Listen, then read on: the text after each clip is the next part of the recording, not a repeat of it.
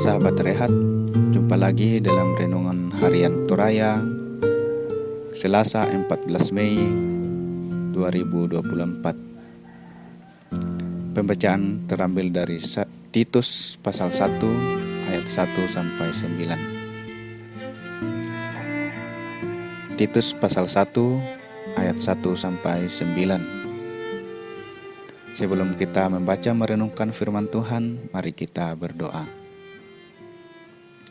Ya Tuhan Allah Bapa kami dalam kerajaan surga, kami bersyukur sepanjang malam Tuhan menyertai kami, hingga pada hari ini kami boleh menikmati sukacita, damai sejahtera, dan kasih karunia daripada Tuhan. Saatnya Tuhan kami mau bersama-sama merenungkan firman-Mu. Firman-Mu yang akan diberitakan biarlah mendapat tempat yang tepat di dalam hati, pikiran, dan dimampukan untuk melakukannya. Berbicaralah ya Tuhan, di dalam nama Tuhan Yesus Kristus kami berdoa. Amin. Titus pasal 1 ayat 1 sampai 9. Salam dari Paulus hamba Allah dan kepada Rasul Yesus Kristus untuk memelihara iman orang-orang pilihan Allah dan pengetahuan akan kebenaran seperti yang tampak dalam kesalehan kita dan berdasarkan pengharapan akan hidup yang kekal yang sebelum permulaan zaman sudah dijadikan oleh Allah yang tidak berdusta. Pada waktu yang ditentukannya, Ia telah menyatakan firman-Nya dalam pemberitaan Injil yang telah dipercayakan kepadaku sesuai dengan perintah Allah, Juru Selamat kita. Kepada Titus, anakku yang sah menurut iman kita bersama. Anugerah dan damai sejahtera dari Allah Bapa dan Kristus Yesus Juru Selamat kita menyertai engkau. Aku telah meninggalkan engkau di Kreta dengan maksud ini, supaya engkau mengatur apa yang masih perlu diatur, dan supaya engkau menetapkan penatua-penatua di setiap kota, seperti yang telah kupesankan kepadamu, yakni orang-orang yang tak bercacat, yang mempunyai hanya satu istri, yang anak-anaknya beriman dan tidak dapat dituduh karena hidup tidak senonoh atau hidup tidak tertib.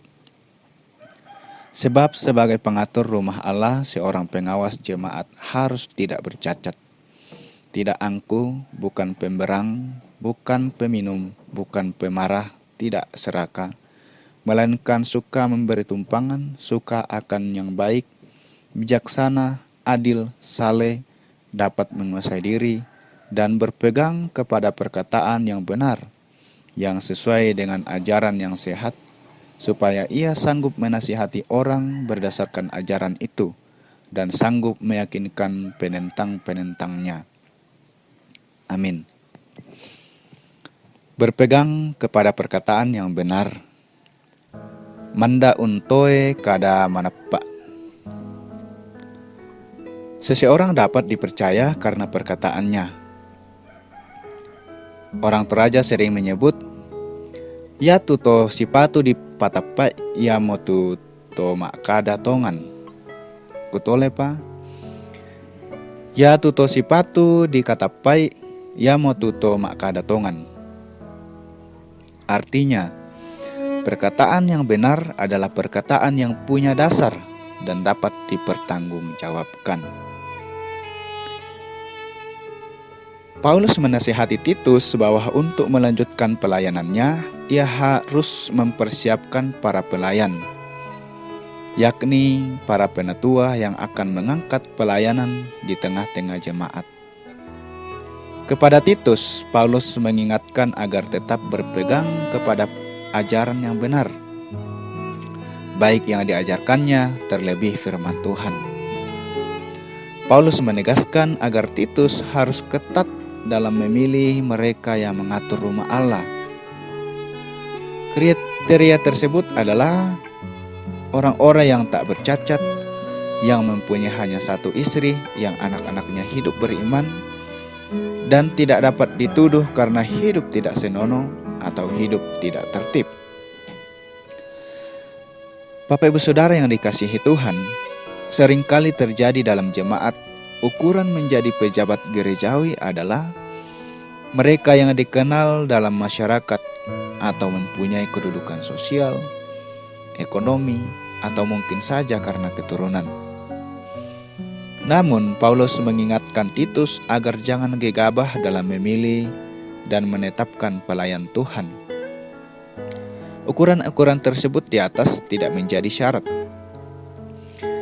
Namun yang dibutuhkan dari seorang pelayan adalah ketulusan dan kemurnian hati untuk mengangkat pelayanan, dan tidak dengan motivasi untuk mendapatkan keuntungan. Pada bagian terakhir bacaan ini, Paulus menegaskan lagi bahwa dengan semua karakter pelayan seperti itu, mereka dapat menasihati orang karena ia juga melakukannya. Sebab itu, bagi siapa saja yang pada dirinya melekat jabatan gerejawi atau pelayanan apa saja yang dilakukannya dalam jemaat, hendaknya dilakukan berdasarkan ajaran yang benar menurut firman Tuhan. Amin. Mengamini firman Tuhan, mari kita berdoa.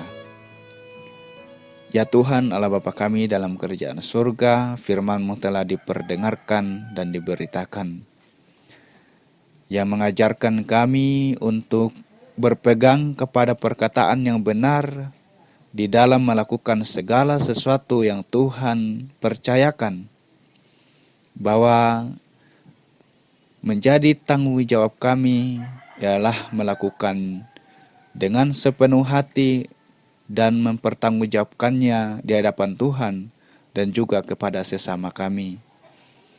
Tuhan, biarlah firman-Mu ini juga meneguhkan hati, pikiran, dan jiwa kami untuk melakukan tugas tanggung jawab kami di dalam pelayanan, pekerjaan, bahkan dalam keluarga dan semua aspek kehidupan yang kami lakukan. Terpujilah nama-Mu ya Tuhan. Di dalam nama Tuhan Yesus kami berdoa. Amin.